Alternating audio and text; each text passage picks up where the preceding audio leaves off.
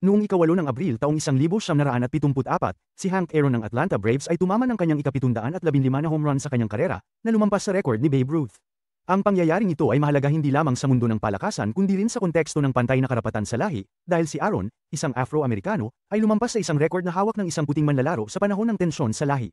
Noong ika-8 ng Abril taong 1952, iniutos ni US President Harry Truman ang pagkamkam sa mga pabrika ng bakal ng bansa upang maiwasan ang isang welga. Ito ay isang mahalagang pangyayari sa kasaysayan ng paggawa at autoridad ng Pangulo, dahil humantong ito sa isang pangunahing desisyon ng Korte Suprema, Youngstown Sheet at Tube Co. v. Sawyer, na naglilimita sa kapangyarihan ng Pangulo na kamkamin ng pribadong ari-arian. Noong ika-8 ng Abril taong 1973, naging kasapi ang Republika ng Hilagang Macedonia sa United Nations. Ito ay naging makabuluhang hakbang sa kasarinlan ng bansa matapos ang pagkakabuwag ng Yugoslavia, at ito ay isang mahalagang kaganapan sa muling paghubog ng geopolitika ng Balkan sa panahong post-Cold War.